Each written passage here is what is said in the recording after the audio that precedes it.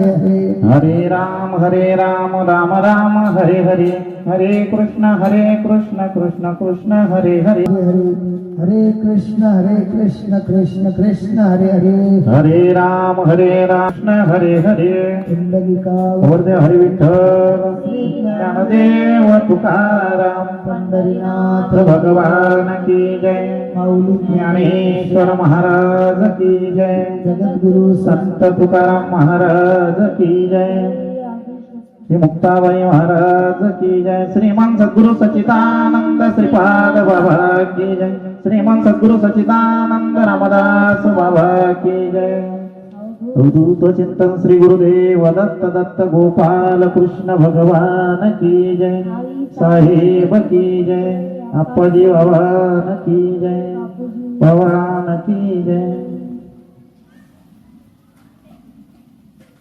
जय हरी माय बापू श्रीपादनाथं गुरुराजवर्यं मोक्षुनाम ज्ञानदानाख्यदक्षं गोटीक्षेत्र निवासिनं तं नमामि वेदविद्यां वरिष्ठं तं नमामि वेदविद्यां वरिष्ठं। माय बापो, आज आपल्या पवित्र अशी पावन नगरीमध्ये चलतान या गावामध्ये वैष्णव मेळाव्याचं एवढं सुंदर नियोजन केलं आहे. तर हे कशासाठी आहे? हे यासाठी माऊली ज्ञानेश्वरी सांगता आहे की ते ज्ञान पैगा बरवे जरी मनी अति अनावे तरी संताया बजावे सर्वस्वेची. माझं जगाच्या पाठीवर कुठलं ज्ञान असेल का? ते ज्ञान का सांगितलं माऊलींनी? ते ज्ञान कळून घेण्यासाठी परम भाग्य लागतं. आता आकाशात उडणाऱ्या प्राणी पक्षींची काही कमी आहे का? पृथ्वीवर जलचर प्राणींची काही कमी आहे का? असे तर भरपूर आहेत. मग इथं दुष्काळ नाहीये. दुष्काळ आहे फक्त चांगलं समजून घेणाऱ्याचा. कारण सद्गुरूंनी सांगितलं आपल्याला का विषय आणि विषयाचं प्रयोजन हे जोपर्यंत कळत नाही तोपर्यंत आपल्याला माणसातलं पूर्णत्व समजत नाही. आणि मी कोण आहे करावा विचार म्हणे ज्ञानदेव निवृत्तीचा. मग एवढं जर साधू संतांनी सांगितलेलं आहे. आपण नुसतं ऐकतो आणि सोडून देतो, पण संतांच्या विचारावर कोणीच विचार करत नाही, विवेक जागृत करत नाही. हो, नामधारींची काही कमी नाहीये. नाम घेतलेलं आहे, पण ते काय झालं? नामाचे विमुख तो नर पापिया हरिविन धावया पवे कोणी. बघा, ज्याने नाम नाही घेतलं त्याच्याशी काही घेणं देणं नाही, पण नाम घेऊन जर नामाचे विमुख झाला त्याच्यासारखा पापी नाही मग कुठे, नाही का? पशूंसाठी नाही, प्राण्यांसाठी नाही, परमार्थ हा 2 पायाच्या प्राण्यांसाठी आहे. आणि ते समजून घ्यायलाही जीवनामध्ये सद्गुरूंची संगत लागते. आणि आपण काय करतो? नेमकं तिथंच गैरहजर पडतो. कारण साधू संतांनी आता हाताने परमार्थ पोहोचवलाय. आणि तो परमार्थ म्हणजे पराच्या पलीकडचा जो अर्थ आहे तो समजून घेण्यासाठी परमार्थ आहे. परमार्थ हा स्वतःसाठी असतो, स्वस्वरूपाच्या प्राप्तीसाठी असतो. पण आपण काय करतो?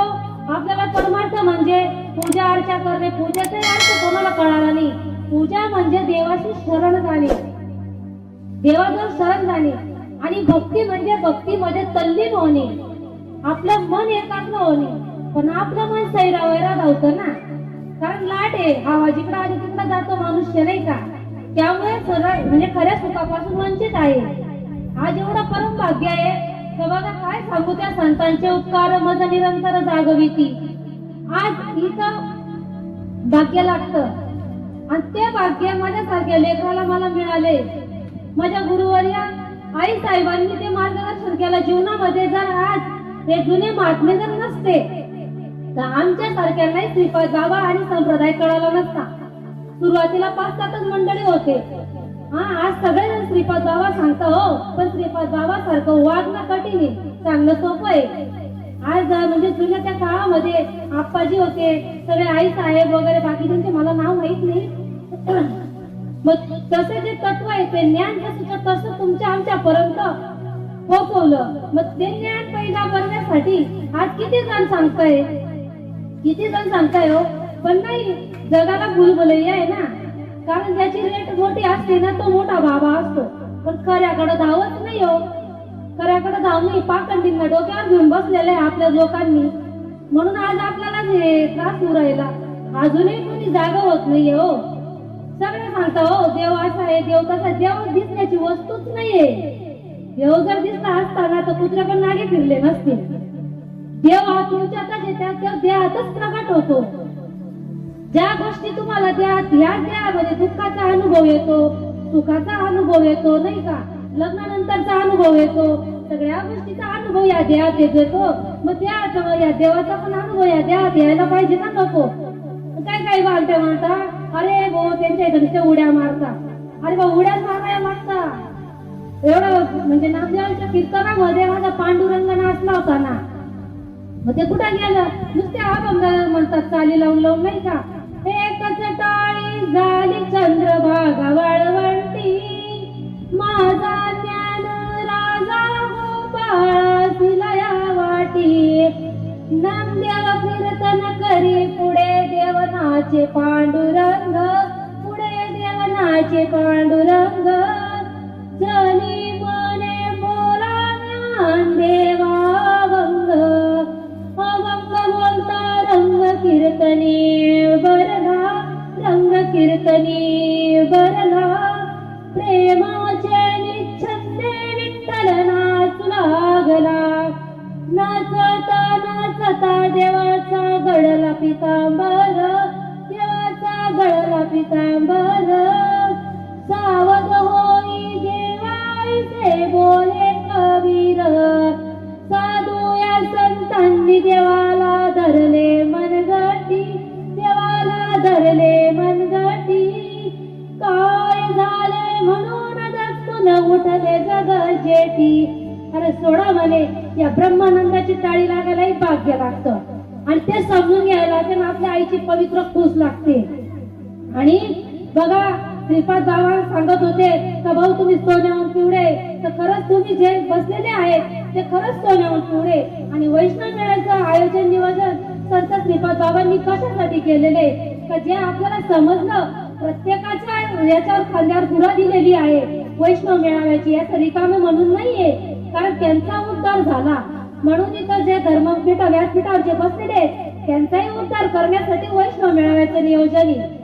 आणि आज हे समजून न घेणारे, आता ते तुम्ही समजायचं, कारण पशु काय पाप पुण्य जाणती, उत्तम मध्यम भोग भोगती.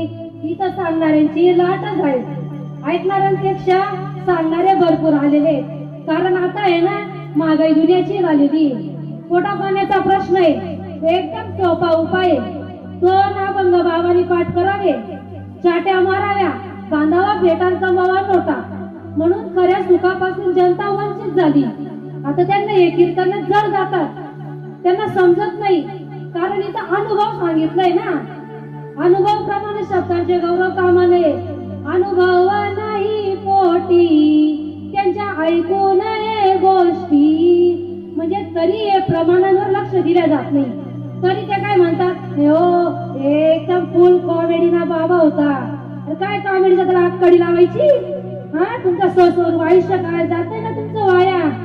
हा आपण तर खूप सांगतो, चौवेदी जाण शाही शास्त्री कारण, 18 पुराणे हरिसी गाती. मग कसा काय महारी काय गायलं ते का पण सांगत बाबा, सांग ना मग तू. अव्यक्त निराकार नाही जे आकार, जेथून चराचर हरिसी भजे. मग अव्यक्त आहे, तो व्यक्त करता येत नाही, पण व्यक्त केल्याशिवाय अव्यक्ताची प्राप्ती होत नाही.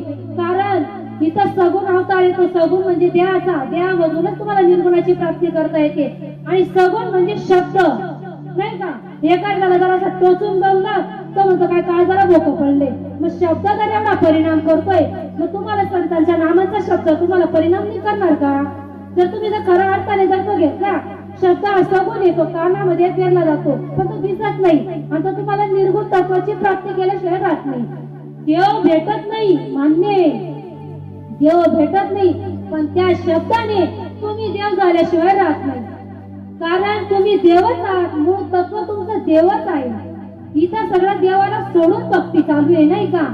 त्यामुळे असं आपल्यावर एवढा जडपणा येतोय. आणि ज्ञान म्हणजे लोक पाहून राहिलं हळूहळू, कारण साधू संत हे कृष्णाच्या काळापासून चालू आहे. या हृदयीची त्या हृदयी घातले, हृदय हृदय एक झाले, द्वैतना मोडता पुन्हा ऐसे केले अर्जुना.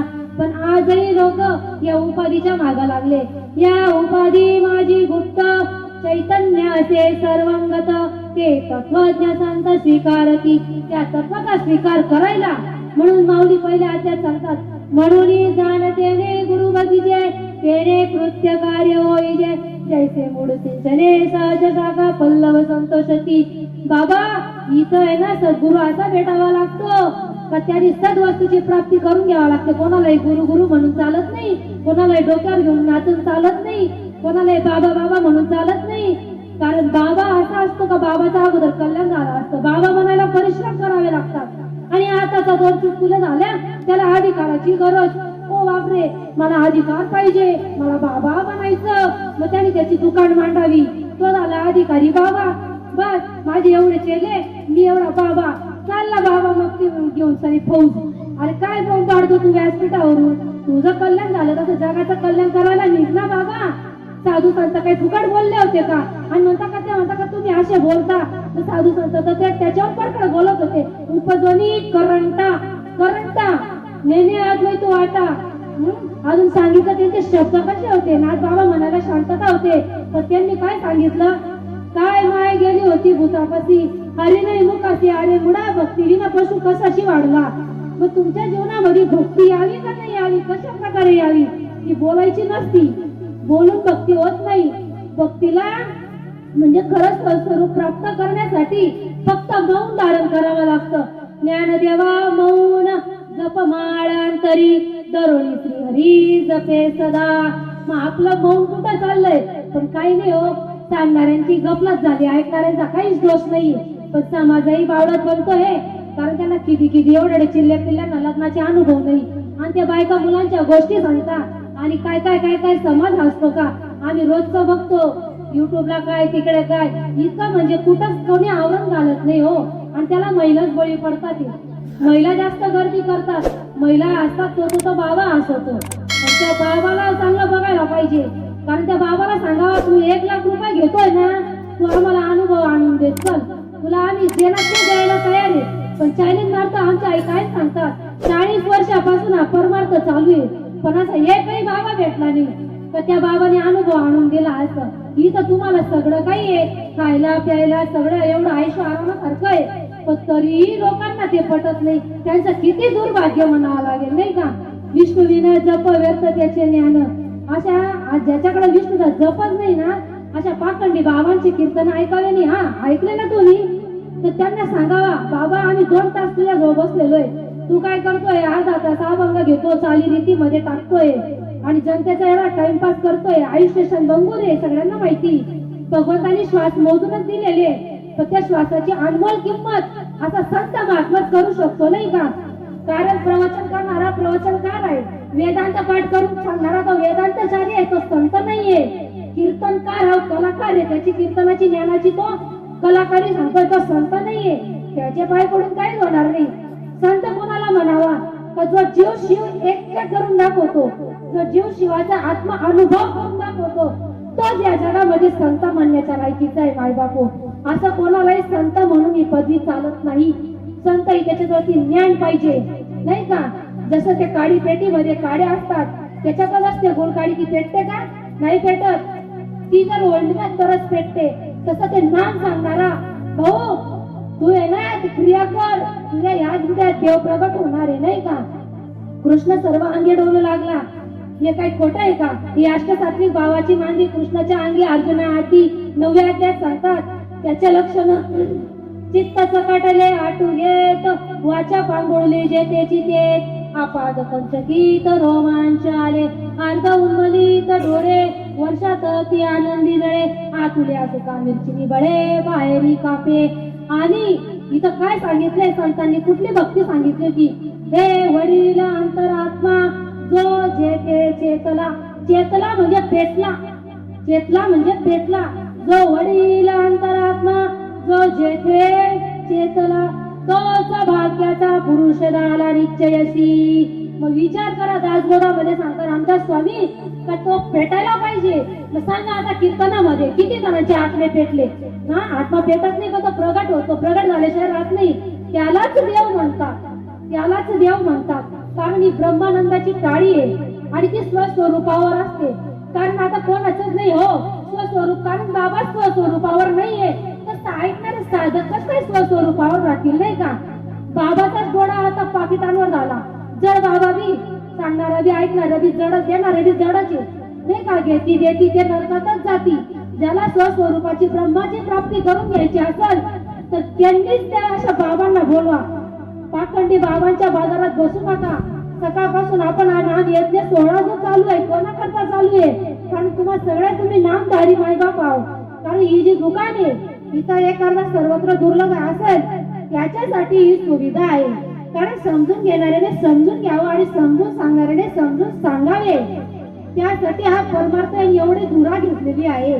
त्यांचा 8 दिवसापासूनचा जो अट्टहास चालू आहे, दरवर्षीचा सप्ताह आहे, नाही का. एका गावाला गेलो, सप्ताह केला म्हणे. बाबा म्हटलं किती दिवसापासून चालू आहे. काही म्हणे 30 वर्षापासून सप्ताह चालू आहे म्हणे.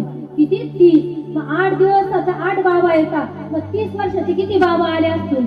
8 त्रिक 24, 240 बाबा आले. म्हटलं बाबा हो, हे जे कीर्तन आहे, मी कीर्तनकार नाहीये, मी प्रवचनकार नाहीये, आणि ही नारदाची गादी आहे. या नारदाच्या गादीवर ज्याने टाइमपास म्हणून केला तो नरकाला जाणार आहे.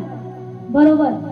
कारण श्रीपाद बाबा म्हणायचे, भाऊ ही जी कीर्तन प्रवचनाची जी गादी आहे ही उल्लडबाजी नाहीये, हे टाइमपास नाहीये, हे कुछ दिल बहलाने की बात नाहीये, मनोरंजनाचं साधन नाहीये. कीर्तन प्रवचन ही साधू संतांनी दवंडी म्हणून सांगितली आणि ते परिवर्तन होण्यासाठी सांगितलेलं आहे. त्यामुळे त्या बाबांना म्हटलं बघा, आजचं जे कीर्तन आहे ते ऐकणाऱ्यांसाठी नाहीये. तुम्ही जेवढे भजनी मंडळ आहेत तुमच्यासाठी, कारण तुम्ही प्रत्येक बाबाला साथ देतात आणि तुम्ही त्यांना सांगतात, त्यांचं तुम्ही कीर्तन घेऊन जातात, नाही का, ताला सुरात अभंग म्हणून. आणि तो कीर्तनकार बाबा बी रंगीला असतो आणि हे बी तो प्रमाण देत राहतात, पण ते प्रमाणाचा अर्थ समजत नाही. आणि त्यांना म्हटलं बघा, तुम्ही सांगता ना तुमचा अनुग्रह लादलो, मग कोणाचा अनुग्रह आहे का त्या बाबाला? सांगणाऱ्या बाबाला अनुग्रह. हा, एका ठिकाणी तिथं सांगितलं, ज्ञान गुण गम्य ज्ञान देवाला दिले, निवृत्तीने दिले माझ्या हाती. म्हटलं काय दिलं तुमच्या हाती? दिलं का निवृत्ती दादानी? काय दिलं म्हणे? मग दिलं ना. काय दिलं म्हणे? रामकृष्ण हरी. हो बाबा, रामकृष्ण हरी देवाला नाव आहे बर का. रामकृष्ण वाचा, भावा जीवाचा, आत्मा जो शिवाचा तो राम जपतो, तो हरिपाठाचा सगळा सार आहे. आणि तो सार कोणाला कळत नाही. ज्या दिवशी साधुबोध झाला तो नुरनी ठेला, काही समोराला अनुभव. तुकोबाराय मुरले त्यांनी तेता सांगितलं का भाऊ मला या कथांमध्ये जायचं नाहीये, मी अशा ठिकाणी गेलो तर मला परत येऊशे वाटत नाहीये, नाही का. इतकं सुंदर सांगितलं. सदा नाम घोष करू हरी कथा, सदा नाम घोष करू हरी कथा, तेने सदा चित्ता समाधान, त्याने सदा चित्ता समाधान. माझं समाधान झालं. आता मी काय झालो?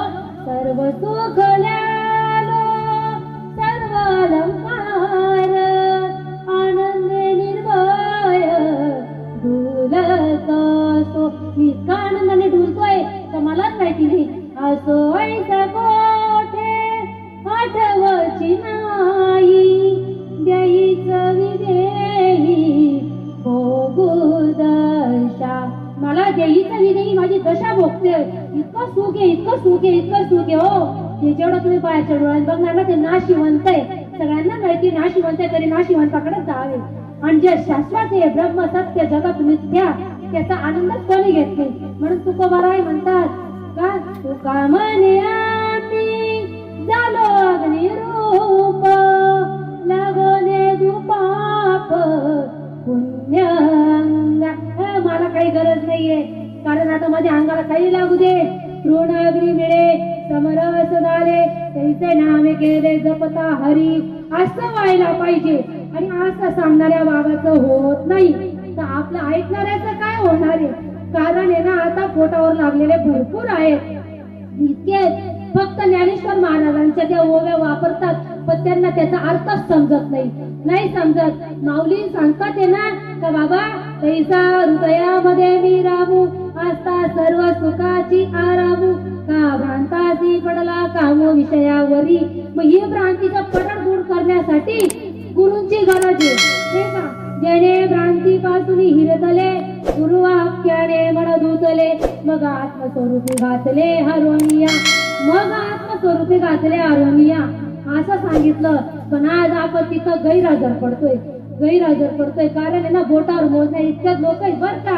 आस्थेच्या महापुरी रिगतात ती कोट्यावरी, परी प्राप्तीच्या पहिलं तरी विकलाईला निघे. सगळ्यांना भक्ती करू द्या हो, सगळ्यांना भक्ती करू द्या. भक्ती क्या करते हो, भक्ती में तो ही धोका है, जिस भक्ती में अनुभव नहीं वो तो खाली खोका है. सगळ्या खाली खोके हो, कुठंच नाही. मायबाप या ज्या संस्था काढल्या, मला काही त्याच्याशी घेणं देणं नाही. साधू संतांनी संस्था काढल्या होत्या का? आमच्यासारखी मी अडाणी बाई हो, फक्त 7वी शिकलेली. मला वाचता यायचं नाही, मला ग्रंथांचा अर्थ समजत नव्हता. 87 साली श्रीपाद बाबा, रामदास बाबा पाष्टाला आलेले होते. त्या साली ते लहान होते, आई साहेब सगळे आलेले होते. आमच्या डांगर गावाला पण आले. त्यांच्या पदस्पर्शाने आमच्या घर पावन झालं आणि इथं यांनी अनुग्रह घेतला. आणि त्यानंतर माझं लग्न 2003 मध्ये झालं. मी पूर्ण येडा गोळा होती, मस्त खायचं प्यायचं, शहरातली पोरगी होती, एन्जॉय करायचं, मला कुठलंही काही नॉलेज नव्हतं. आणि हे मला घरात येऊन माझ्या सासूबाई मला सांगायच्या, तर तू आमच्या रेंज मध्ये कशी बसतील, आमच्या पंगतीत कशी बसतील. मी म्हणायचे श्रीपाद बाबा नेमकं काय आहे हे, काय त्या बाबाचा म्हाताऱ्या बाबाचा फोटो, मला तिथं हा बाबा काय कल्याण करणार आहे असं मी बोलली.